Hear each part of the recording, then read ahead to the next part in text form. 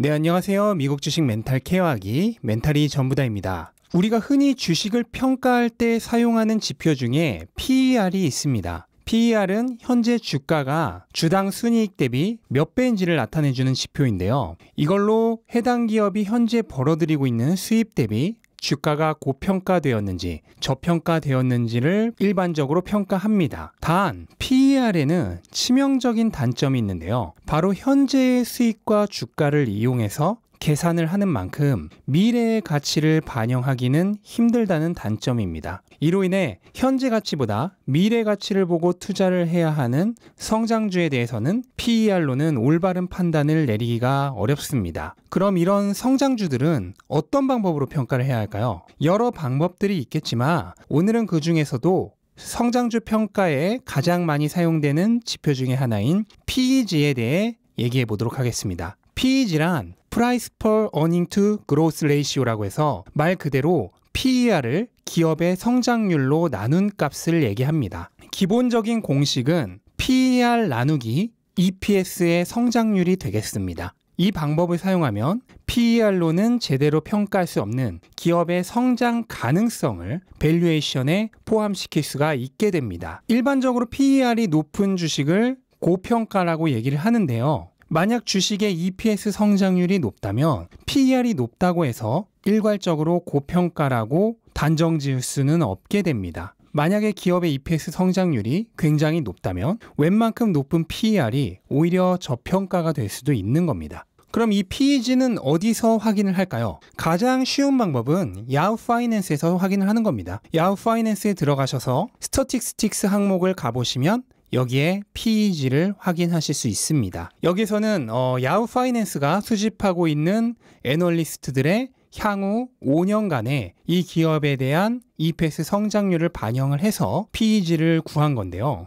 이걸로는 내가 생각하는 기업의 성장률과는 다른 결과가 나올 수가 있겠죠. 그래서 내가 직접 PEG를 구하는 것이 기업을 분석하는 데 훨씬 바람직합니다. 그럼 제가 테슬라를 예로 들어서 PEG를 구하는 과정을 설명드려 보겠습니다. 테슬라의 현재 주가는 618달러고 2020년에 농갭 EPS는 2.24달러입니다. 그 얘기는 PER은 현재 275가 되는데요. 야후 파이낸스에서 PEG 4.95라는 수치는 아까 말씀드린 PEG 계산법을 역산해보면 향후 5년간 매년 55.5% 정도의 EPS 성장률을 가정을 해서 나온 수치입니다. 하지만 제가 생각하는 테슬라의 향후 5년간의 EPS 성장률은 55.5%보다 훨씬 높습니다. 저는 2025년에 테슬라가 차량을 550만 대 판매할 것으로 예상을 하고요. 평균 판매 가격 43,000불을 가정했을 때 차량 매출은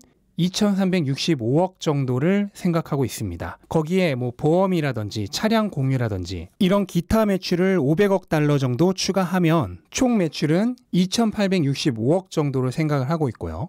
여기에 EBITDA 마진율 30% 정도를 가정했을 때 농갭 EPS는 대략 41 정도가 되는데요. 이거는 5년간 EPS 평균 성장률 약 80% 정도가 됩니다. 그리고 이것을 현재 PER인 275에서 나눴을 때 테슬라의 향후 5년간의 평균 EPS 성장률을 토대로 한 PEG는 약 3.43이 됩니다.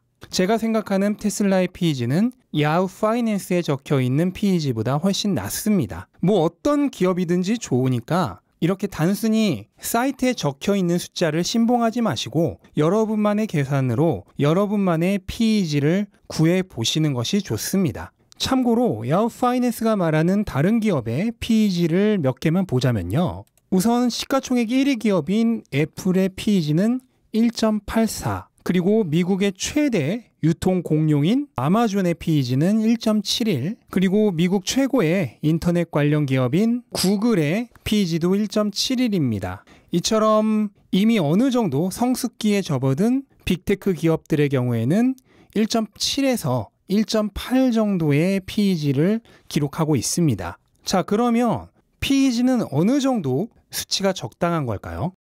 사실 PEG의 대부라고 하면은 피터 린치를 떠올릴 수 있습니다. 피터 린치는 기업의 PER과 예상 성장률이 동일한 수준, 그러니까 PEG가 1인 상태가 가장 적절하게 회사가 평가되고 있는 상태고, PEG가 1을 넘으면 과대평가 구간, 그리고 PEG가 1보다 내려가면 과소평가 구간으로 정의를 했습니다. 또한 PEG가 0.5인 기업은 매우 저평가되어 있으므로 매수를 해야 하고, PEG가 1.5를 넘어가는 기업은 매우 고평가되어 있으므로 매도를 해야 한다고 얘기를 했습니다. 하지만 이거는 피터 린치가 펀드 매니저로 이름을 날리던 1970년대와 1980년대의 얘기고요. 현재처럼 4차 산업혁명 시대에 초고성장주가 즐비한 2020년대에 맞는 계산법은 아니라고 생각을 합니다. 저는 향후 10년간의 평균적인 EPS 성장률이 50% 이상이 기대되는